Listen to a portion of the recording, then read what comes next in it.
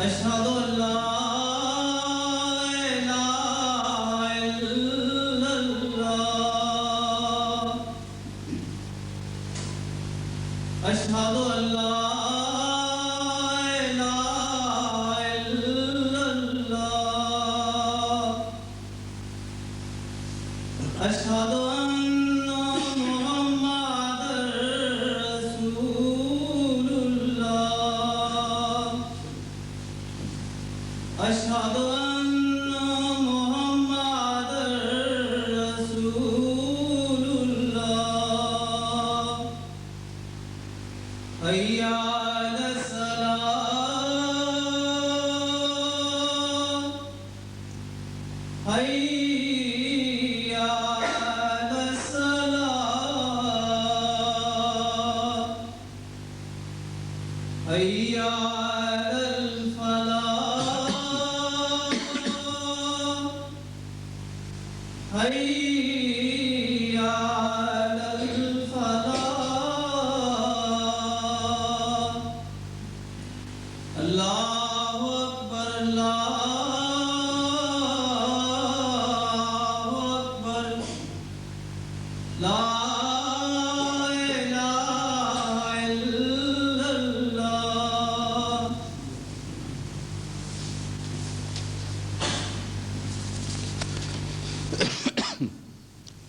أشهد أن لا إله إلا الله وحده لا شريك له وأشهد أن محمدًا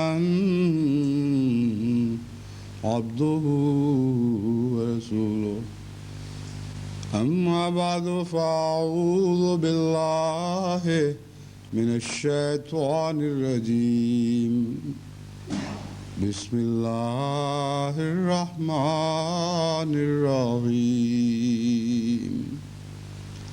الحمد لله رب العالمين الرحمن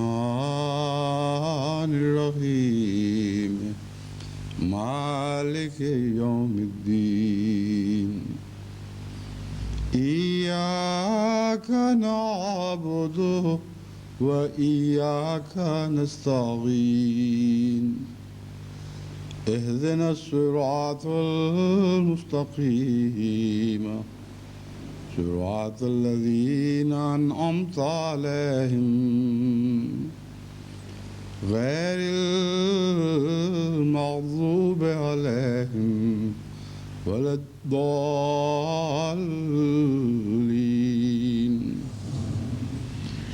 شهد الله أنه لا إله إلا هو والملائكة أولو العلم قائما بالقسط شهد الله أنه لا إله إلا هو والملائكة أولو العلم قائما بالقسط لا إله إلا هو العزيز الحكيم آل عمران آیت 19۔ اس آیت کا ترجمہ یہ ہے کہ اللہ تعالیٰ گواہی دیتا ہے کہ اس کے سوا اور کوئی معبود نہیں، اور وہ یہ گواہی انصاف پر قائم ہوتے ہوئے دے رہا ہے۔ والملائکۃ اولو العلم، اور ملائکہ و اولو العلم فرشتے بھی یہی گواہی دیتے ہیں اور اہل علم بھی یہی گواہی دیتے ہیں۔ لا الہ الا هو العزیز الحکیم، اس کے سوا اور کوئی خدا نہیں ہے، وہی اللہ ہے اور وہ غالب اور حکمت والا ہے۔ یہاں یہ بات قابل توجہ ہے کہ قائم بالقسط کو آخر پر رکھا ہے، یعنی عبارت اس طرح بنتی ہے کہ اللہ گواہی دیتا ہے کہ اس کے سوا کوئی معبود نہیں، اور ملائکہ اور اولو العلم بھی قائم بالقسط، قسط پر قائم ہوتے ہوئے۔ لیکن لفظ قائم کو واحد میں رکھا ہے، قائمینہ نہیں فرمایا۔ اگر قائمینہ کہا جاتا تو مراد یہ تھی کہ سارے انصاف پر قائم ہوتے ہوئے گواہی دیتے ہیں، لیکن انصاف پر قائم ہونے کی تعریف صرف حضرت جل شانہ اللہ تعالیٰ کے ساتھ تعلق رکھتی ہے اور باقی ذیل میں آتے ہیں۔ یہ بھی توحید کا ایک بہت ہی اعلیٰ مضمون ہے۔ توحید کی گواہی دینے والا صاحب توحید سے بڑھ کر کوئی ہو نہیں سکتا۔ وہی ہے جس کی ہر حال پر، ہر دنیا پر، ہر زمانے پر، کائنات کی ہر چیز پر نظر ہے، اور جس کی نظر نہ ہو اتنی وسیع، نہ زمانوں پر حاوی ہو نہ مکان پر، وہ ذاتی گواہی نہیں دے سکتا۔ فرمایا قائم بالقسط تو اللہ ہی ہے، اس کی گواہی کو سن کر اس پر یقین اور ایمان لاتے ہوئے پھر فرشتے بھی گواہی دیتے ہیں، اور یہ آوازیں بڑھتی چلی جاتی ہیں، اور اولو العلم یہ گواہی دیتے ہیں۔ اور جب اولو العلم کہا جاتا ہے تو سب سے اول اور اعلیٰ صاحب علم ذات حضرت اقدس محمد مصطفیٰ صلی اللہ علیہ وآلہ وسلم کی ذات ہے۔ بس یہ بھی ترجمہ کیا جا سکتا ہے کہ اللہ گواہی دیتا ہے کہ اس کے سوا اور کوئی خدا نہیں، اور وہ یہ گواہی قسط پر قائم ہوتے ہوئے، انصاف پر قائم ہوتے ہوئے دیتا ہے۔ اس کے ساتھ فرشتے بھی گواہی دیتے ہیں، اور تمام اہل علم جن کے سردار حضرت محمد مصطفیٰ صلی اللہ علیہ وآلہ وسلم ہیں، ان کی بھی یہی گواہی ہے۔ بس یہ جو مضمون چل رہا ہے یہ حضرت اقدس محمد رسول اللہ صلی اللہ علیہ وآلہ وسلم کی گواہی کے تعلق میں ہے، لیکن اس گواہی کی بنا اللہ کی گواہی ہے، اور ہر گواہی کی شاخ اسی ایک تنے سے پھوٹتی ہے۔ قابل اعتماد انصاف کی گواہی صرف خدا واحد و یگانہ کی گواہی ہے، جس کے تابع جو گواہی آتی چلی جائے گی وہ بھی اتنی ہی قابل اعتماد ہوتی چلی جائے گی۔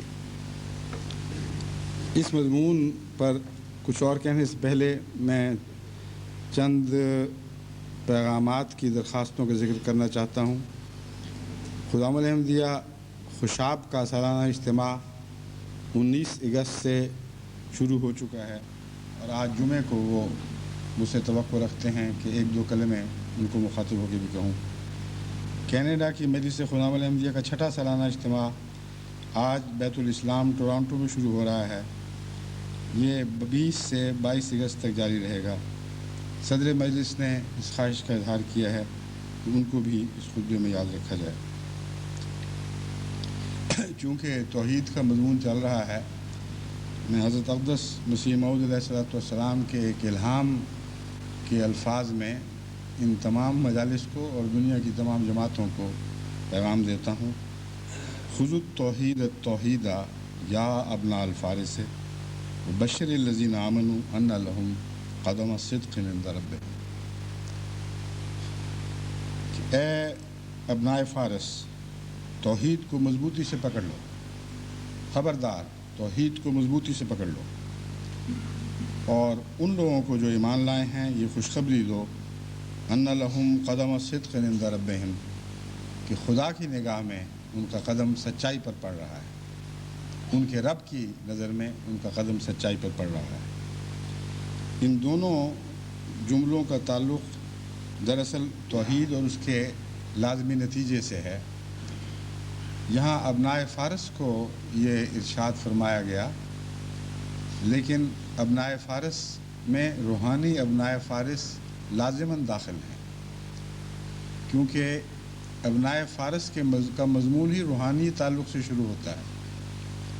حضرت سلمان فارسی کو حضرت اقدس محمد رسول اللہ صلی اللہ علیہ وآلہ وسلم نے اہل بیت قرار دیا، گویا کہ ان کی ذات کا ایک روحانی تعلق ہے جسے اہل بیت کے تعلق میں تبدیل کر کے ظاہر فرمایا گیا کہ ایک ہی بات ہے، جو روحانی طور پر بیٹا بنے وہ جسمانی طور پر بھی بیٹے ہونے کا کہلانے کا مستحق بن جاتا ہے۔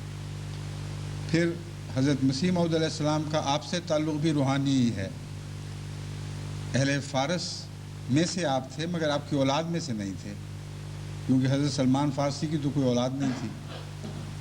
تو دوہرا مضمون ہے کہ جہاں ابنائے فارس کا ذکر آئے گا وہاں روحانی اہل بیت لازماً داخل ہوں گے. بس خود توحید میں ساری جماعت احمدیہ مخاطب ہے، اور توحید کو اگر آپ مضبوطی سے پکڑ لیں تو پھر یہ خوشخبری ہے. بشر الذین آمنوا ان لہم قدم صدق عند ربہم. ایسے صاحب توحید ایمان والوں کو یہ خوشخبری دے دو کہ ان کا قدم خدا کی نگاہ میں سچائی پر پڑا ہو، اور جس کا قدم خدا کی نگاہ میں سچائی پر قائم ہو اسے دنیا میں کون بہکا سکتا ہے، کون گمراہ کر سکتا ہے. بس قیامت تک آپ کی ہدایت پر قائم رہنے کا راز توحید میں ہے.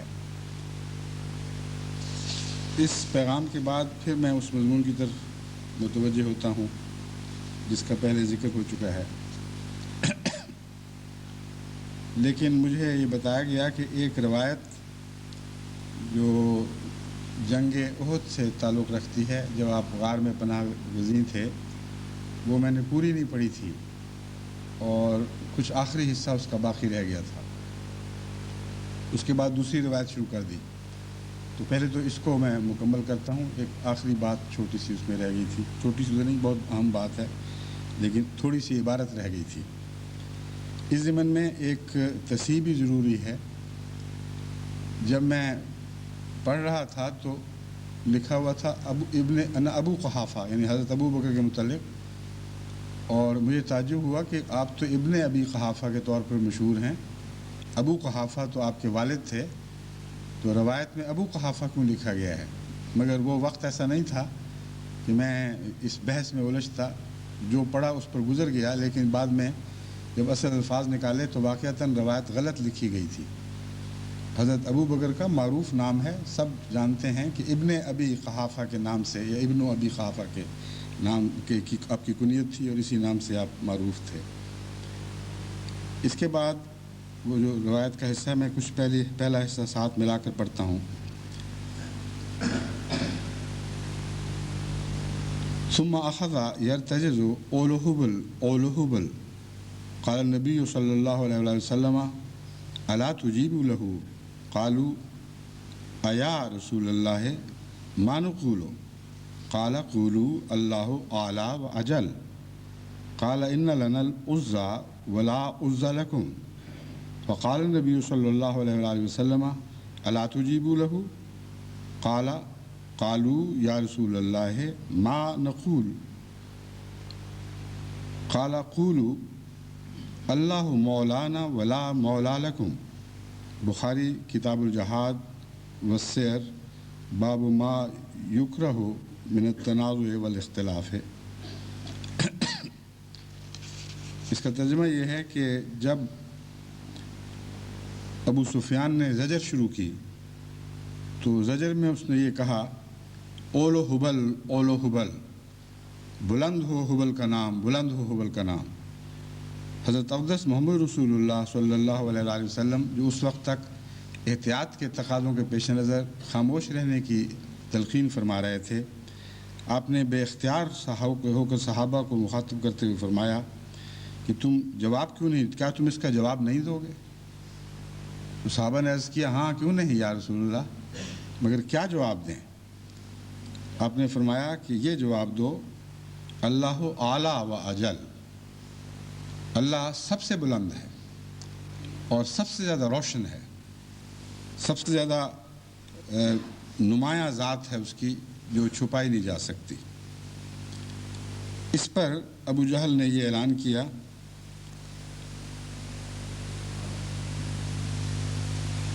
ان لنا العزى ولا عزى لكم، کہ ہمارے خداؤں میں تو ایک عزا نام بھی آتا ہے، اس عزا کی تائید ہمیں شامل حال ہے، اور تمہارا کوئی عزا نہیں ہے، کسی عزا سے تم مدد نہیں مانگ سکتے.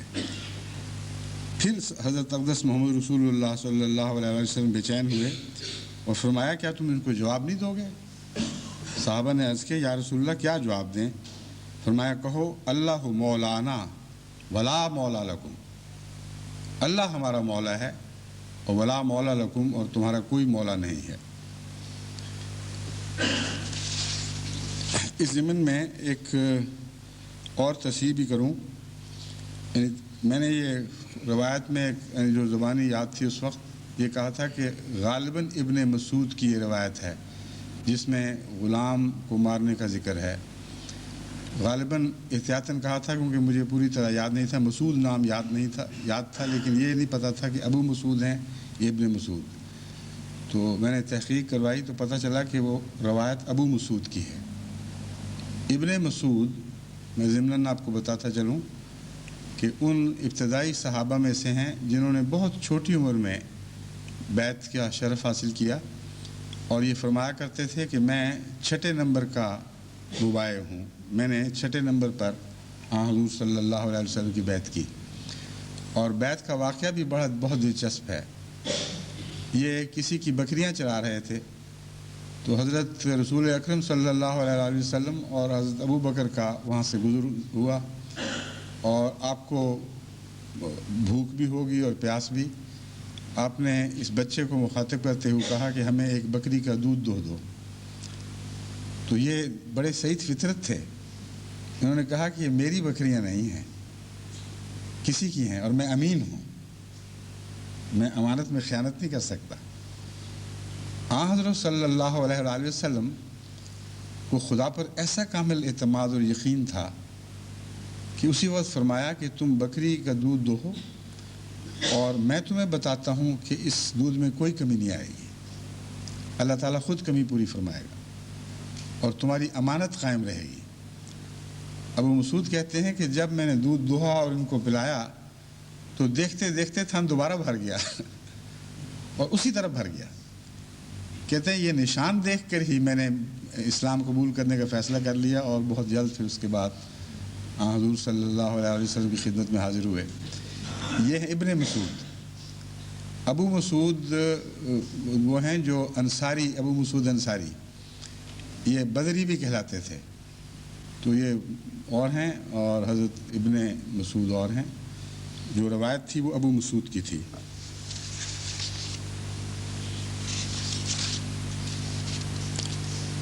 اب میں وہ بقیہ روایت آپ کے سامنے رکھتا ہوں جس میں میں یہاں تک پہنچا تھا کہ حضرت اقدس محمد رسول اللہ صلی اللہ علیہ وآلہ وسلم نے ممبر پر چڑھ کر بڑے جوش اور بڑی شان و شوقت کے ساتھ خدا تعالیٰ کی حمد کے ترانے گائے, خدا تعالیٰ کی وحدانیت کا ذکر فرمایا اور خدا کی طرف سے یہ پیغام بنی نوع انسان کو دیا. اس پیغام کا ایک حصہ یہ تھا, اے میرے بندو تم سب ننگے ہو سوائے اس کے جس کو میں لباس پہناؤں. یہاں تک میں بات کر چکا تھا. اب اس کا اگلا حصہ ہے, بس مجھ سے لباس مانگو میں تمہیں لباس پہناؤں گا. اے میرے بندو تم دن رات غلطیاں کرو تو بھی تمہارے گناہ بخش سکتا ہوں, بس مجھ سے ہی بخشش مانگو. یہ مضمون آپس میں ایک دوسرے سے گہرا تعلق رکھتا ہے. لباس کے متعلق میں نے آپ کو بتایا تھا کہ اصل لباس تو لباس التقویٰ ہے. وہ لباس نصیب نہ ہو تو انسان ہر لباس میں ننگا رہتا ہے. اور اس کے مان بعد حضرت اقدس محمد رسول اللہ صلی اللہ علیہ وآلہ وسلم خدا کا جو پیغام دیتے ہیں وہ اسی بات کو ظاہر کرتا ہے کہ اگرچہ عام لباس کا بھی ذکر ہو تب بھی اصل لباس وہ لباس ہے جو خدا کی طرف سے عطا ہوتا ہے, جس سے گناہ ڈھانپے جاتے ہیں, جس سے گناہ ایسی حالت میں ڈھانپے جاتے ہیں کہ اس ستاری کے پردے تلے انسان ان گناہوں کی بیماریوں کو دور کرتا چلا جاتا ہے اور ان سے صحت یاب ہوتا چلا جاتا ہے. استغفار حقیقت میں اسی کا نام ہے. استغفار کا ایک پہلو ہے کوریدتے ہوئے مٹی میں چھپ جانا یا کسی اور چیز کے پیچھے, جیسے حضرت آدم پتوں میں چھپنے کی کوشش کر رہے تھے. تو اپنے گناہوں کو حیا کے نتیجے میں چھپانا یہ استغفار ہے. یہی عمل بے حیا کے نتیجے میں نہیں بلکہ دکھاوے کے نتیجے میں بھی ہوتا ہے اور منافقت کے نتیجے میں بھی ہوتا ہے. ایک آدمی اپنے گناہوں سے پردہ ڈالنے کی کوشش کرتا ہے حیا کے نتیجے میں نہیں بلکہ ریاکاری کے نتیجے میں. وہ عمل استغفار نہیں ہے. استغفار کا تعلق حیا سے ہے, اور جب حیا کے نتیجے میں خدا سے بخشش مانگی جائے اور اس کا پردہ ستاری کو طلب کیا جائے تو لازماً حیا کا تقاضا ہے کہ اس داغ کو دور کرنے کی کوشش کی جائے۔ ایک انسان کے چہرے پر داغ ہو، وہ باہر نکلتا ہے، شرماتا ہے، تو اس داغ کو واپس آ کر دور بھی کرنے کی تو کوشش کرتا ہے، اس کو اسی طرح تو نہیں لیے پھرتا۔ بس حیا کا تعلق ایک احساس سے ہے کہ میرے اندر ایک نقص ہے، اور وہ حیا اس نقص کو دور کرنے میں ممد ثابت ہوتی ہے اور اس کی طرف توجہ دلاتی رہتی ہے۔ بس خدا سے بخشش مانگنے کا ہرگز یہ مطلب نہیں کہ اے خدا ہم میرے پردے ڈھانپ دے اور ہم جو چاہیں کرتے رہیں اور اسی طرح رہیں، بلکہ مراد یہ ہے کہ ہمیں موقع دے، استطاعت عطا فرما کہ ہم چھپ کر جہاں تک زور لگتا ہے ان گناہوں کو دور کرنے کی کوشش کرتے رہیں۔ بس اس کا تعلق بھی لباس ہی سے ہے۔ دیکھیں کیسا فصیح و بلیغ کلام ہے۔ لباس کے مان بعد جبکہ عام انسان کا ذہن اس طرف جا ہی نہیں سکتا کہ آگے کیا مضمون ہونا چاہیے، فرمایا میرے بندو تم دن رات غلطیاں کرو تو بھی میں تمہارے گناہ بخش سکتا ہوں۔ یہاں گناہ بخشنے کا اردو محاورہ ہے، اس کی طرف نظر نہ رکھیں، بلکہ جو عربی میں استغفار اور غفران کا مضمون ہے اس کو پیش نظر رکھیں تو وہ بات بنے گی جو میں آپ سے پہلے عرض کر چکا ہوں۔ بس مجھ سے ہی بخشش مانگو، مجھ سے استغفار کرو، میں تمہیں بخش دوں گا۔ اے میرے بندو تم مجھے کوئی نقصان نہیں پہنچا سکتے کہ نقصان پہنچانے کا ارادہ کرو، اور نہ ہی تم مجھے نفع پہنچا سکتے ہو۔ اس کا تعلق بدی اور نیکی سے ہے۔ خدا کو ویسے تو کوئی نقصان پہنچا ہی نہیں سکتا، لیکن خدا کے احکام کی بے حرمتی کر کے گناہوں میں ملوث ہو کر خدا سے ایک قسم کی بے اعتنائی اور تکبر کا اظہار کر سکتا ہے، اور یہی مراد ہے نقصان پہنچانے کی۔ تو فرمایا کہ تم گناہ تو کرتے ہو، اگر مجھ سے بخشش مانگو گے تو میں بخش دوں گا اور بخش سکتا ہوں، لیکن اگر تم بے پرواہ ہو جاؤ اور مجھ سے بے نیاز ہو جاؤ تو تمام عمر گناہوں میں ملوث رہو، سیاہ ترین اعمال کے مرتکب ہو، لیکن تم میرا کچھ بھی بگاڑ نہیں سکتے۔ اور یاد رکھو تمہاری نیکیاں بھی مجھ پر کوئی احسان نہیں ہے، اور میری سلطنت میں ایک ذرے کا بھی اضافہ نہیں کر سکتی۔ جو کچھ ہے تمہارے لیے ہے۔ گناہ کرو گے تو تم اپنا نقصان اٹھاؤ گے، اپنی ذات کو نقصان پہنچاؤ گے، اگر نیکیاں کرو گے تو اپنے لیے۔ ہاں یہ فیض میری طرف سے تمہیں پہنچے گا کہ تمہیں بدیوں سے بچاؤں اور تمہارے گناہوں کو بخشوں اور نیکیوں کی جزا دوں، کیونکہ بدیوں کی سزا سے بچنا انسان کے ہاتھ میں نہیں ہے، نیکیوں کی جزا پانا انسان کے ہاتھ میں نہیں ہے۔ تو انسان تو خدا کا کچھ بھی نہیں کر سکتا، نہ بدیوں سے نقصان نہ نیکیوں سے اس کا فائدہ، لیکن خدا اس کو بدیوں سے بچا کر اس کا فائدہ پہنچا سکتا ہے، اور نیکیوں کی جزا دے کر جو مالک ہے چاہے تو نہ دے اس کو عطا فرما سکتا ہے۔ تو کلیتاً احسان کا رخ خدا کی طرف سے بندوں کی طرف ہے۔ پھر فرمایا اے میرے بندو اگر تمہارے سب اگلے اور پچھلے جن و انس سب کے سب اول درجے کے متقی اور پرہیزگار بن جائیں، اور اس شخص کی طرح بن جائیں جو تم میں سب سے زیادہ تقوی رکھتا ہے۔ سمجھیں کون مراد ہے؟ حضرت اقدس محمد مصطفیٰ صلی اللہ علیہ وآلہ وسلم۔ حضرت مسلم موعود نے ایک دفعہ خطبے میں بیان کیا تھا کہ خدا تعالیٰ نے یہ رستہ کھلا رکھا ہے کہ ایک انسان محمد تک پہنچے، لیکن پہنچ کوئی نہیں سکے گا، کیونکہ خدا تعالیٰ جانتا ہے، عالم الغیب ہے، اس کھلی دوڑ کی آزادی دے کر جانتا ہے کہ کون آگے نکل چکا اور اس کے بعد کوئی اس کو پیچھے نہیں چھوڑ سکے گا۔ اس مضمون کو توڑ مروڑ کر مولویوں نے وہ گند اچھالا اور کہا دیکھو جی یہ عقیدہ رکھتے ہیں کہ اب جو کتنے محمد بن سکتے ہیں، کروڑوں بن سکتے ہیں۔ نعوذ باللہ من ذالک، ہرگز یہ مراد نہیں، اور یہ گستاخی نہیں ہے، یہ ایک شان کا اظہار ہے۔ خدا تعالیٰ یہی بیان فرما رہا ہے کہتا ہے تم میں سے سارے محمد بن جاؤ، تب بھی میری سلطنت میں کوئی اضافہ نہیں کر سکتے۔ اگر اتقاکم سے محمد رسول اللہ مراد نہیں ہے تو اور کون مراد ہو سکتا ہے؟ کیونکہ تمام بنی نوع انسان میں سب سے زیادہ متقی حضرت اقدس محمد رسول اللہ تھے۔ فرمایا تم سارے بن جاؤ تب بھی میری سلطنت میں اضافہ نہیں کر سکتے۔ بس وہ لوگ جو بعض دفعہ عشق محمد میں مبالغہ اس حد تک کرتے ہیں کہ گویا خدا محمد کے لیے پیدا ہوا ہے یا تھا، ان کو تقوی اختیار کرنا چاہیے۔ حضرت محمد رسول اللہ صلی اللہ علیہ وسلم جو خدا کا پیغام دے رہے ہیں، اس سے پتہ چلتا ہے کہ توحید کامل یہ ہے کہ ہر دوسرا وجود مٹ جائے اور فنا ہو، تب بھی خدا کی توحید اسی شان کے ساتھ کامل درجے پر قائم رہتی ہے۔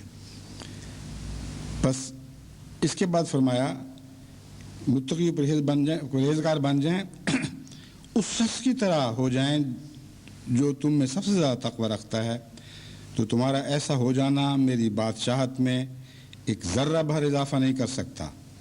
اے میرے بندو، اگر تمہارے سب اگلے اور پچھلے جن و انس تم میں سے جو سب سے زیادہ بدکار ہے اور اس کے قلب بدنہاد کی طرح ہو جائیں، اس کے گناہ گار دل کی طرح ہو جائیں، تو بھی میری بادشاہت میں کسی چیز کی کمی نہیں کر سکتے۔ سب سے زیادہ گناہ گار کا دل ہو جانا بتاتا ہے کہ دل تو گناہوں کا مرکز ہے، وہیں سے گناہ پھوٹتے ہیں اور بالآخر اسی کو سیاہ کر جاتے ہیں۔ تو مجسم گناہ بن جائیں، یہ مراد ہے، تب بھی میری بادشاہت میں کوئی کمی نہیں کر سکتے۔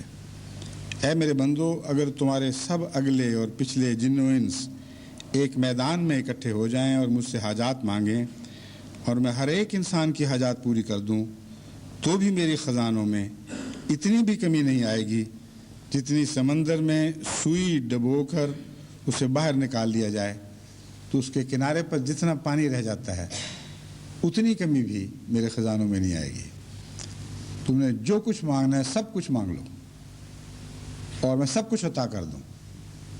اسی وجہ سے حضرت اقدس محمد رسول اللہ صلی اللہ علیہ وسلم دعا کے وقت تنگ نظری سے منع فرماتے تھے۔ دعا کرنی ہے تو کھل کے مانگو، بہت اچھا مانگو، جتنا مانگ سکتے ہو مانگو، وہ مالک ہے، وہ اتنا ہی دے گا جتنا تم ہضم کر سکتے ہو۔ اس میں ایک پیغام ہے سوئی کے ناکے کی مثال میں جسے ہمیں سمجھنا چاہیے۔ فرمایا گیا ہے کہ تم سب مانگو اور میں سب کچھ دے دوں، تب بھی نقصان نہیں کر سکتے، تو پھر خدا کیوں نہیں دے دیتا؟ ہر روز لوگ مانگتے ہیں اللہ دونوں جہان کی بادشاہتیں دے دیں، اور سارے مل کر یہ مانگیں کہ اے خدا ہمیں ساری زمین کی بادشاہت دے دے، تو خدا کیا ہر انسان کو یہ دے دے گا؟ اور کیوں نہیں دیتا؟ سوئی کی مثال نے واضح کر دیا ہے کہ خدا کا تم کو عطا کرنا تمہارے ظرف کے مطابق ہوتا ہے۔ دے تو سکتا ہے مگر تم سنبھال بھی سکتے ہو کہ نہیں؟ تمہیں اس کی توفیق بھی ہے کہ نہیں؟ کتنا ہی وسیع سمندر ہو، اس میں سوئی ڈبو گے اور نکالو گے تو ایک معمولی سی ایک فلم سی اس کے اوپر آ جائے گی پانی کی، اس سے زیادہ کچھ نہیں لگ سکتا۔ تو ساری عمر سوئی ڈوبی رہے، ساری عمر سے مراد ہے ہمیشہ ہمیش کے لیے ڈوبی رہے، نکلے گی تو اتنا ہی پانی لے گی جتنی اس کی توفیق ہے۔ اس سمندر کا قصور نہیں ہے، یہ سوئی کا قصور ہے۔ بس دیتے ہیں بادہ ظرف قدح خار دیکھ کر۔ اللہ دے تو سکتا ہے مگر دیتا اتنا ہے جتنا توفیق ہو۔ چنانچہ قرآن کریم فرماتا ہے کہ وَإِن مِّن شَيْءٍ إِلَّا عِندَنَا خَزَائِنُهُ وَمَا نُنَزِّلُهُ إِلَّا بِقَدَرٍ مَّعْلُومٍ، کہ کوئی ایسی چیز نہیں ہے جس کے ہمارے پاس خزانے نہ ہوں مگر ہم ان خزانوں کو قدر کے مطابق اتارتے ہیں۔ قدر سے مراد وقت کا اندازہ بھی ہے اور وہ لوگ بھی ہیں جن کے لیے خزانے اتارے جاتے ہیں، ان کی توفیق کے مطابق خزانوں کے منہ کھولے جاتے ہیں۔ اب آپ دیکھیں کہ جب تک انسان کو انٹرنل کمبسچن انجن بنانے کی توفیق نہیں ملی، تیل کا خزائن کا اس کو کچھ علم نہیں تھا، نہ اس طرف نظر تھی۔ بے شمار خزائن بکھرے پڑے تھے، وہ لوگ سمجھتے تھے کہ مصیبت ہے، تیل کی وجہ سے ہماری زمینیں بنجر ہو گئیں، جہاں جہاں تیل کے اثر باہر ظاہر ہوتے تھے وہ زمینوں کو گندا کر دیتے تھے اور لوگ اسے نقصان سمجھا کرتے تھے. جب وہ انجن ایجاد ہوئے جن کے اندر ایندھن جلتا ہے، یعنی کوئلہ تو باہر جلتا ہے اور اندر گرمی پہنچاتا ہے، پٹرول انجن کے اندر جلتا ہے. جب انسانی دماغ اس حد تک پہنچا کہ ایسی مشینیں ایجاد کرے تو بین ہی وہی زمانہ ہے کہ تیل دریافت ہو گیا. تو عطا کرنے والے کی بحث نہیں ہے، یعنی صرف عطا کرنے والے کی بحث نہیں ہے. جن لوگوں کی توفیق ہے اس کے مطابق اس عطا کرنے والا عطا کرتا ہے، ورنہ وہ صاحب حکمت نہیں ہو سکتا. بس حضرت اقدس محمد رسول اللہ صلی اللہ علیہ وسلم جو فرماتے ہیں یہ اس کا مفہوم ہے. اور دعاؤں کا لا انتہا ہونا دراصل اپنی لا علمی کا اظہار ہے. ہمیں پتہ نہیں ہماری توفیق کیا ہے، اس لیے ہم کم کیوں مانگ لیں. جب علم ہے کہ خدا اتنا ہی دے گا جتنی توفیق ہے، جتنا سنبھالا جائے، تو مانگو بے حد پھر، اور وہ پھر اپنے فضل تم پر جاری فرمائے گا. اور اس کا ایک تعلق بعد کی دنیا سے بھی ہے. اس دنیا میں دو باتوں سے ہے، اس دنیا کے میں بعد کی عمر سے بھی اور مرنے کے بعد کے زمانے سے بھی. کیونکہ توفیق بعض دفعہ بڑھ جاتی ہے. ایک بچہ علم کے لحاظ سے کم توفیق رکھتا ہے، اس کو آپ وہی باتیں بتاتے ہیں جو وہ سمجھ سکتا ہے، لیکن ہمیشہ تو ایک حال پر نہیں رہا کرتا. وہ علم میں ترقی کرتا چلا جاتا ہے، اس کے علم کے برتن وسیع ہوتے چلے جاتے ہیں، پھر وہ ایسی ایسی باتیں سنبھال سکتا ہے اور جذب کر سکتا ہے اور ان سے فائدے اٹھا سکتا ہے کہ جہاں اول زمانے میں اس کا ذہن بھی نہیں پہنچ سکتا تھا، اس کا تصور بھی نہیں جاتا تھا. تو پھر توفیق بڑھ جاتی ہے. اس لیے اگر آپ زیادہ مانگیں گے تو ہو سکتا ہے آپ کی آئندہ بڑی ہوئی توفیق کے زمانے میں آپ کو وہ عطا ہو جائے. پھر مرنے کے بعد کی دنیا میں انسان ہمیشہ ترقی کرے گا، مسلسل ایک حالت سے اعلیٰ حالت کی طرف چلے گا، اور آج کی دعائیں کل کی دنیا میں کام آئیں گی. بس خدا تعالیٰ سے جب مانگا جائے تو لامتناہی مانگنا چاہیے، اپنی موجودہ حیثیت کو دیکھ کر نہیں، بلکہ خدا کی لامتناہی شان اور صفات کو دیکھتے ہوئے، لامتناہی صفات کو دیکھتے ہوئے اور علم کامل کو دیکھتے ہوئے یہ توقع رکھنی چاہیے کہ اللہ تعالیٰ اتنا ہی دے گا جو ہم آج سما سکتے ہیں اپنی ذات میں. اور جوں ہماری ذات کی صلاحیتیں بڑھتی چلی جائیں گی، اللہ تعالیٰ ان باتوں کو یاد رکھے گا اور یہ عطا بڑھاتا چلا جائے گا. یہ باتیں ہم نے حال ہی میں دیکھی ہیں. حضرت مسیح موعود علیہ السلام نے خدا سے جو مانگا تھا اس کے بہت سے حصے آج ہم نے اترتے دیکھے ہیں، کیونکہ اس زمانے میں جماعت میں وہ صلاحیت نہیں تھی. اب وہ صلاحیتیں پیدا ہوئی ہیں، زمانے میں وہ صلاحیتیں نہیں تھیں جو اب پیدا ہوئی ہیں، اور ان صلاحیتوں کے مطابق خدا تعالیٰ نے ان دعاؤں کو یاد رکھا اور حضرت مسیح موعود علیہ السلام سے وعدہ کیا کہ ہاں میں دوں گا. اور ایسی شان سے وہ وعدے پورے کیے ہیں کہ عقل دنگ رہ جاتی ہے. بس مانگتے ہوئے یاد رکھیں کہ وہی ایک ذات ہے جس سے مانگنا ہے، کسی اور سے نہیں مانگنا، اور اسی کے آگے دامن پھیلانا ہے، اور اسی سے یہ توفیق مانگنی ہے کہ خدا غیر اللہ کا محتاج نہ کرے. اس ضمن میں جماعت کے غریب طبقے کو نصیحت کرتا ہوں کہ بعض دفعہ وہ مانگتے تو نہیں مگر طرز ایسی اختیار کرتے ہیں جو مانگنے کے مترادف ہو جاتی ہے. مجالس میں بیٹھ کر اپنی غربت کے حال بیان کرتے ہیں، خطوں میں تفصیل لکھتے ہیں، اور عادت ہے بعض لوگوں کو بیچاروں کو کہ وہ بیان کرتے ہیں بار بار، حالانکہ غربت سے طبعاً انسان شرماتا ہے. اپنی کم مائیگی اور بے بسی پر انسان کو اپنی ذات پر تو رونا آتا ہے، لیکن بیان کرنے سے شرماتا ہے. یعنی یہ صحیح فطرت ہے.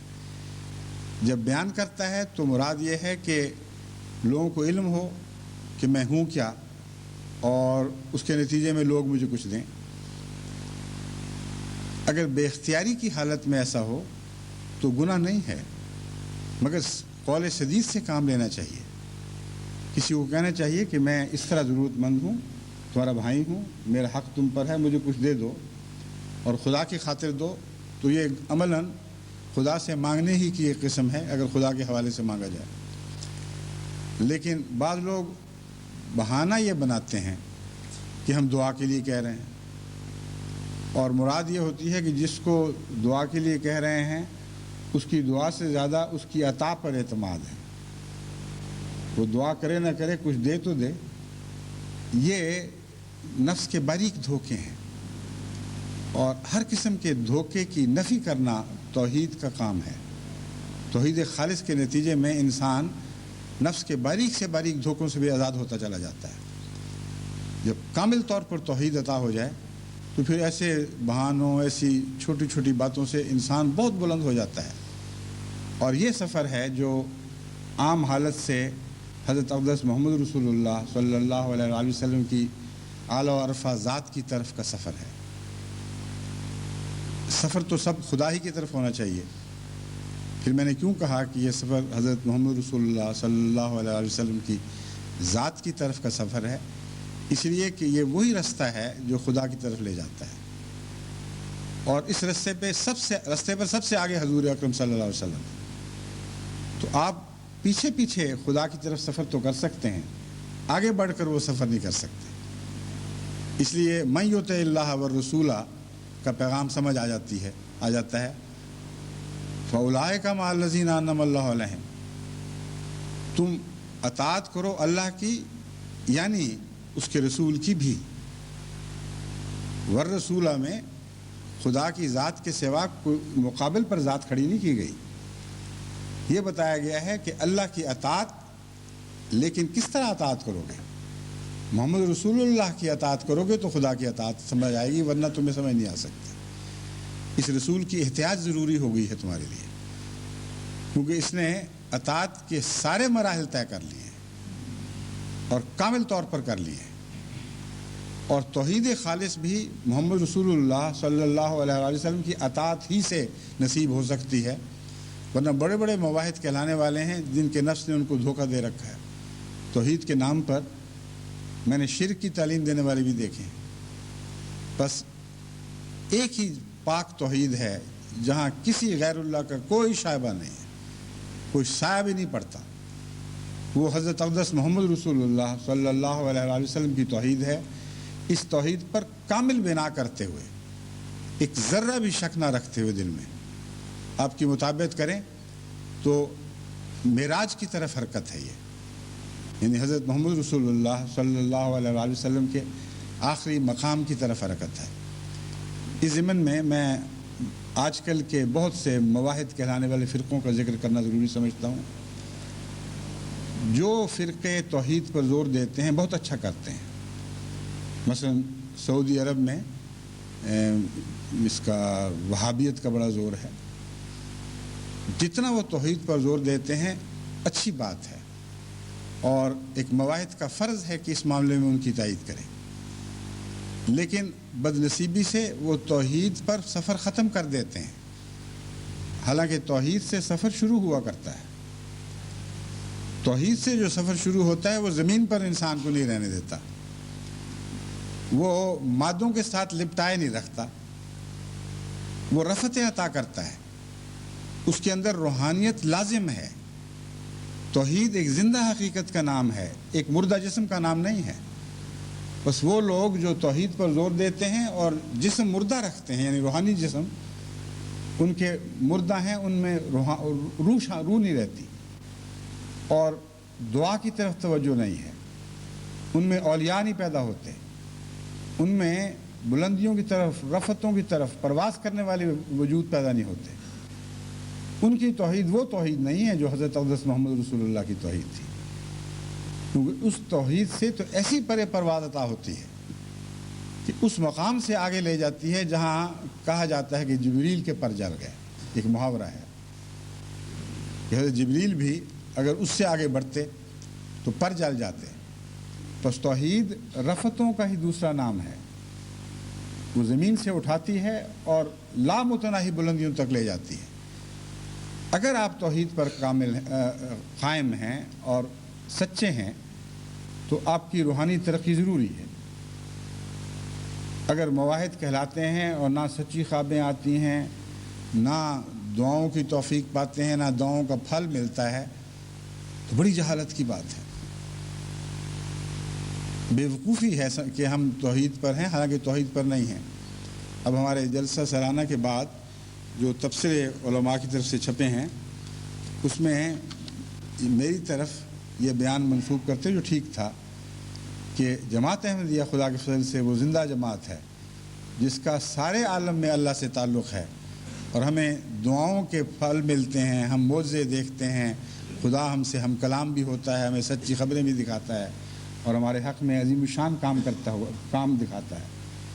یہ اپنے الفاظ میں مختصر لکھا ہوا ہے کہ مرزا طاہر کا کیسا مذہب کا خیز بیان ہے، اتنا مذہب کا خیز کہ خدا ہم پر مہربان ہوتا ہے، خدا ہم سے ہماری دعائیں قبول کرتا ہے، خدا ہمیں نشان دکھاتا ہے۔ وہ لوگ، اور یہ وہ اس فرقے سے تعلق رکھنے والے مولوی صاحب ہیں جن کا بیان ہے جو موحد کہلاتے ہیں، جن کی توحید نور تقوی سے آ رہی ہو، جن کا اللہ سے گہرا محبت کا تعلق قائم نہ ہو، وہ توحید ایک خالی جسم بن جاتی ہے، اس میں جان نہیں پڑتی۔ بس جہاں توحید دکھائی دے گی وہ لوگ اچھے لگیں گے، پیارے لگیں گے، مگر توحید کے جسم میں روح بھی تو ہونی چاہیے۔ مردہ توحید سے تو کوئی انسان کو کوئی بھی فائدہ حاصل نہیں ہو سکتا۔ وہ توحید کے لاشیں پھرتے ہوئے دکھائی دیں گے جن میں کوئی جان نہیں، جو خدا سے ملانے کی اہلیت نہیں رکھتی۔ بس اپنی توحید کو معنی خیز بنائیں، ایسا معنی خیز کہ جس کے نتیجے میں آپ کو قرب الہی کے پھل عطا ہوں۔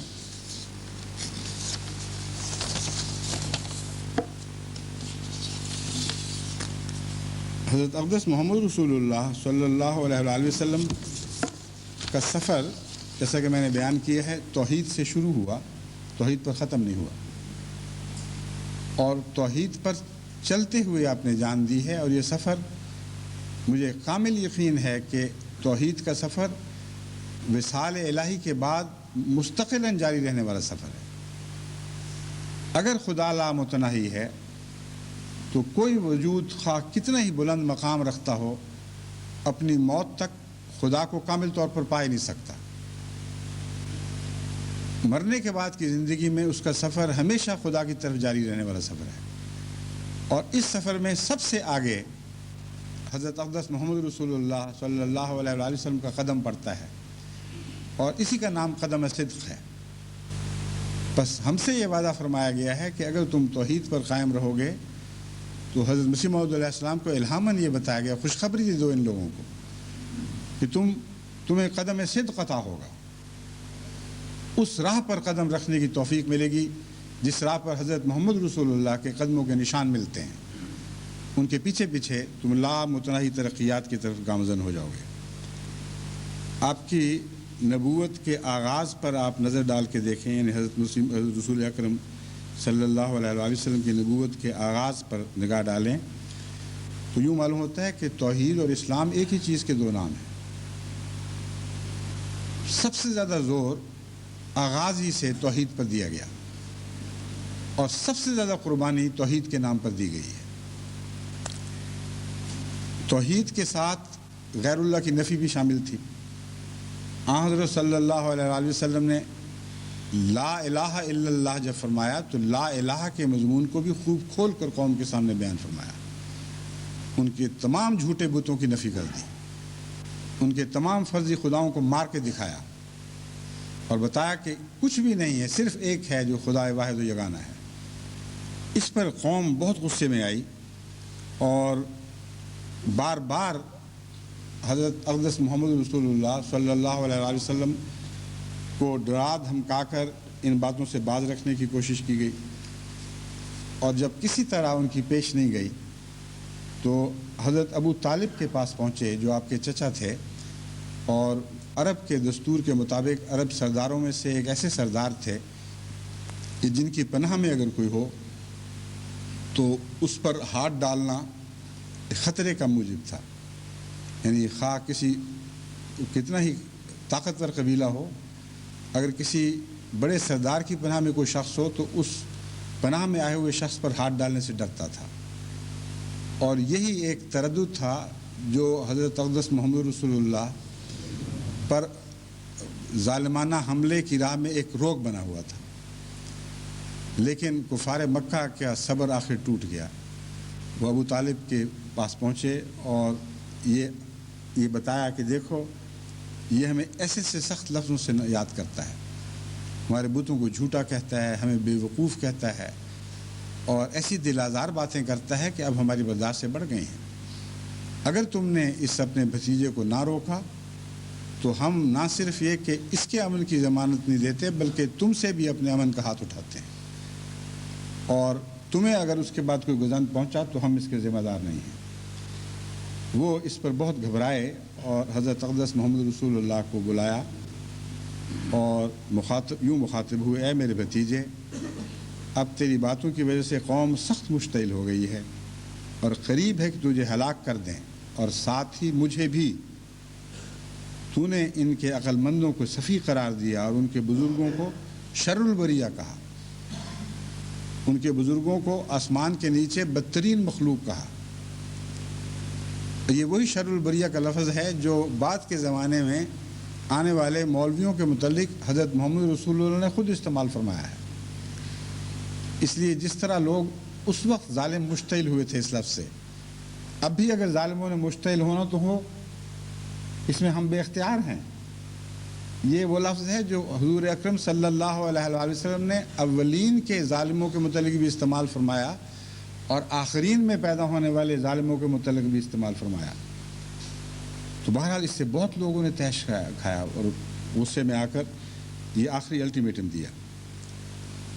حضور اکرم صلی اللہ علیہ وآلہ وسلم ابو طالب کی بات آخر تک بڑے تحمل سے سنتے رہے اور پھر فرمایا، چچا یہ دشنام دہی نہیں ہے بلکہ نفس الامر کا عین محل پر بیان ہے۔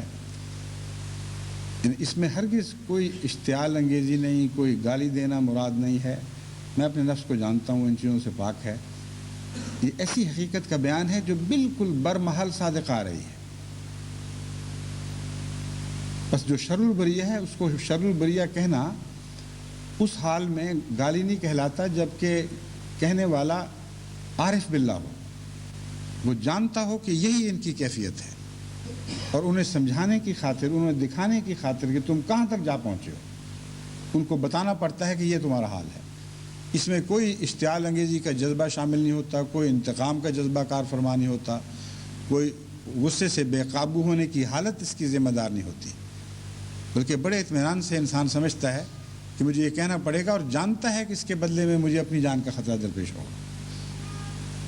تو فرمایا یہ نفس الامر کا عین محل پر بیان ہے، اور یہی تو وہ کام ہے جس کے واسطے میں بھیجا گیا ہوں۔ میں اس کام سے کیسے رک سکتا ہوں؟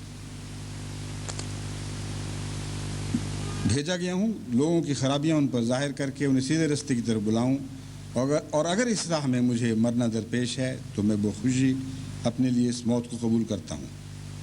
میری زندگی اس راہ میں وقف ہے اور میں موت کے ڈر سے اظہار حق سے رک نہیں سکتا۔ اے چچا، اگر آپ کو اپنی کمزوری اور تکلیف کا خیال ہے تو آپ بے شک مجھے اپنے پناہ میں رکھنے سے دستبردار ہو جائیں، مگر میں احکام الہی کے پہنچانے سے کبھی نہیں روکوں گا۔ اور خدا کی قسم، اگر یہ لوگ میرے ایک ہاتھ میں سورج اور دوسرے ہاتھ میں چاند لا کر رکھ دیں تب بھی میں اپنے فرض سے باز نہیں رہوں گا، اور میں اپنے کام میں لگا رہوں گا حتیٰ کہ خدا اسے پورا کرے یا میں اس کوشش میں ہلاک ہو جاؤں۔ اس وقت بیان توحید کے ساتھ آپ میں اس قدر شان پیدا ہو گئی تھی، اس قدر آپ کے کلام میں جلال تھا اور ایسا روب تھا کہ آپ نے دیکھا کہ ابو طالب کھڑے رو رہے تھے، ان کی آنکھوں سے آنسو جاری تھے۔ اس نے کہا میرے بھتیجے جو چاہتا ہے کر، میں تیرے ساتھ رہوں گا، میں کبھی تیرا ساتھ نہیں چھوڑوں۔ بس یہ حضرت مسیح موعود علیہ السلام کا منشا ہے۔ جب توحید کا بیان کرتے ہو، خدا کی عظمت اور جلال کا ذکر کرتے ہیں، تو اس میں گہری سچائی کے ساتھ ایک خاص شان اور شوکت پیدا ہو جانی چاہیے، اور وہ گہری سچائی تمہیں طاقت بخشنے والی ہو، ہر قسم کے خطرات سے تمہیں بے پرواہ کر دے۔ کوئی غیر اللہ کا خوف تمہاری راہ میں حائل نہ ہو، اور جب تم توحید کا بیان کرتے ہو تو ہرگز پرواہ نہ ہو کہ سننے والے اس سے کیا سمجھتے ہیں، کیا رد عمل دکھاتے ہیں، اور تمہیں کیا کیا خطرات درپیش ہوتے ہیں۔ تو توحید کا اقرار ایک عمل کے نیک اعمال، اپنا انسان کے نیک اعمال میں بھی تبدیل ہو جاتا ہے۔ یہ وہ اقرار ہے جس کے نتیجے میں انسان خدا کی راہ میں دقتیں برداشت کرنے کی اہلیت اختیار کرتا ہے، ہر قسم کی تکلیفیں اٹھانے کی طاقت پاتا ہے، اور اس راہ میں وہ سب کچھ کر دکھاتا ہے جس کے وہ دعوے کرتا ہے۔ حضرت صلی اللہ علیہ وسلم نے توحید کی راہ میں جو کچھ دکھ اٹھائے ان کی تفصیل تو آپ کی سیرت پر ہر جگہ پھیلی پڑی ہے۔ وہ اس وقت اس کے بیان کی تفصیل، اس بیان کے تفصیلی ذکر کا موقع نہیں ہے، یعنی موقع تو ہے، یعنی وقت نہیں ہے۔ میں سمجھتا ہوں یہ خطبات کا سلسلہ پھر یہ بہت ہی لمبا ہو جائے گا۔ وہ انشاءاللہ بعد میں کسی اور موقع پر سیرت کے بیان میں باتیں پیش کی جائیں گی۔ میں آپ کو آپ کے حوالے سے یہ بتانا چاہتا ہوں کہ آپ نے جب توحید کا پیغام دنیا میں پہنچانا ہے تو یاد رکھیں کہ اس راہ میں تکلیفیں دیے جائیں گے، اور اگر آپ خالص توحید پر قائم ہیں اور سچے دل سے توحید کا اقرار کرنے والے ہیں تو جس طرح حضرت محمد رسول اللہ صلی اللہ علیہ وآلہ وسلم نے مواہد پیدا فرمائے اور عملاً انہوں نے ثابت کر دکھایا کہ توحید کے لیے وہ ہر قربانی کے لیے تیار ہے، ویسے نمونے آپ کو پکڑنے ہوں گے، ورنہ آپ اولین میں کیسے شامل ہوں گے؟ اولین کے نمونے ہمارے سامنے کھول کر پیش کر دیے گئے ہیں، اور اس نسبت سے ہمیں آخرین میں ویسے ہی نمونے دکھانے ہوں گے، اور ویسے ہی نمونے ہم خدا کے فضل سے دکھا رہے ہیں۔ جب میں دکھانے ہوں گے کہہ رہا ہوں تو آئندہ آنے والی نسلوں کو مستقبل کی یہ تعلیم دے رہا ہوں، لیکن میں جانتا ہوں کہ اس زمانے میں جتنا توحید کے لیے جماعت احمدیہ نے قربانیاں کی ہیں، دکھائی ہیں، دنیا کے پردے پر ساری دنیا کی توحید کے لیے قربانیاں ایک طرف کر دیں تو اس کے مقابل پر ان کی کوئی حیثیت نہیں۔ اس زمانے میں توحید کے نام پر سوائے جماعت احمدیہ کے کسی کو سزا نہیں دی جا رہی۔ زبانی دکھ، طرح طرح کے ظلم و ستم کے چرکے ایسے سے گندے بیانات کی صورت میں جماعت احمدیہ کے خلاف جاری ہوتے رہتے ہیں، بلکہ مسلسل ایک سلسلہ چلتا چلا جا رہا ہے، اور زندگی کے ہر شعبے سے تعلق رکھنے والا اس معاملے میں ایک دوسرے سے سبقت لے جاتا ہے۔ جہاں بھی جماعت احمدیہ کے اوپر حملے کا ذکر آئے، وہاں حملے کا مضمون چلے، وہاں الا ماشاءاللہ چند شرفاء اور شریف النفس لوگوں کے سوا ہر شخص دوسرے کی تائید میں شامل ہو جاتا ہے۔ عدلیہ کی طرف جائیں تو وہاں بھی یہ ظلم بڑی بھیانک صورت میں اپنی انتہا تک جا پہنچا ہے، اور توحید کو ایک ایسا جرم قرار دیا جا رہا ہے کہ جیسے سلمان رشدی نے حضرت محمد رسول اللہ کے تقدس اور اسلام کے تقدس پر بہت ہی ظالمانہ اور بہیمانہ حملے کیے تھے، اس کی مثالیں دے کر یہ کہا جا رہا ہے کہ احمدی کا توحید کا بیان ہمیں ایسا ہی ظلم تکلیف دیتا ہے جیسے سلمان رشدی کا یہ بیان کہ قرآن کریم شیطان کی نازل کردہ آیتیں تھیں، خدا کی نازل کردہ آیتیں نہیں تھیں۔ اس سے بڑی بدبختی کسی قوم کی تصور میں نہیں آ سکتی۔ ایک طرف سلمان رشدی ہے جو یہ اعلان کرتا ہے کہ یہ خدا کا کلام نہیں ہے، کلام جو محمد مصطفیٰ صلی اللہ علیہ وآلہ وسلم کے قلب مطہر پر نازل ہوا تھا، بلکہ سراسر شیطان کا کلام ہے۔ اور آج کے شر البریہ یہ کہتے ہیں کہ یہ جب احمدی کہتا ہے لا الہ الا اللہ محمد رسول اللہ، کہ میں گواہی دیتا ہوں کہ خدا کے سوا اور کوئی معبود نہیں اور محمد اس کا بندہ اور رسول ہے، تو یہ ہمیں کلام ایسا دکھ پہنچاتا ہے جیسے سلمان رشدی کو آزاد چھوڑ دیا جائے۔ اور پاکستان کی گلیوں میں اگر ایسے سلمان رشدی آزاد چھوڑ دیے گئے جو جگہ جگہ لا الہ الا اللہ کا اعلان کرتے پھریں گے، تو ان لوگوں کی امن کی کوئی ضمانت نہیں دی جا سکتی، جس کا دل چاہے ان کو قتل کرتا پھرے، جس کا دل چاہے ان کے مال لوٹے۔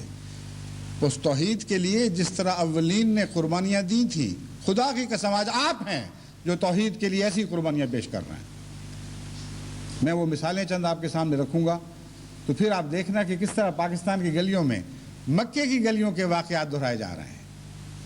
وہ تاریخ اثر نو ہمارے خون سے لکھی جا رہی ہے، ہماری عزت و قربانیوں سے وہ تاریخ دہرائی جا رہی ہے۔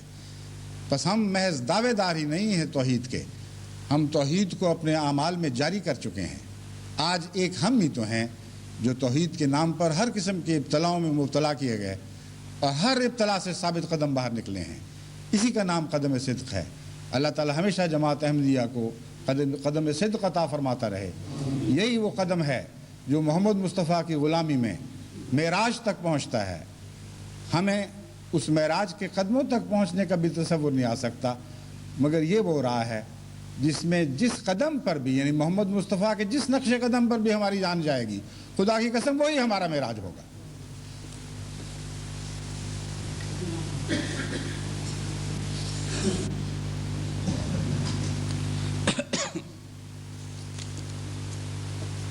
الحمد لله نحمده ونستعينه ونستغفره ونؤمن به ونتوكل عليه ونعوذ بالله من شرور أنفسنا ومن سيئات أعمالنا من يهده الله فلا مضل له ومن يضلله فلا هادي له ونشهد أن لا إله إلا الله وحده لا شريك له ونشهد أن محمدًا عبده ورسوله عباد الله رحمكم الله إن الله يأمر بالعدل والإحسان وإيتاء ذي القربى وينهى عن الفحشاء والمنكر والبغي يعظكم لعلكم تذكرون اذكروا الله يذكركم وادعوه يستجب لكم وَلَذِكْرُ اللَّهِ أَكْبَرُ۔ امام صاحب نے بتایا ہے کہ ابھی تک جمعے میں مسافروں اور زائرین کی بہت بھاری تعداد ہے، اور ان کی رعایت رکھتے ہوئے اگر آج بھی جمعے کے بعد نماز عصر جمع ہو جائے تو مذائقہ نہیں ہوگا، اس لیے آج بھی نماز جمعہ کے ساتھ ہی نماز عصر پڑھی جائے گی۔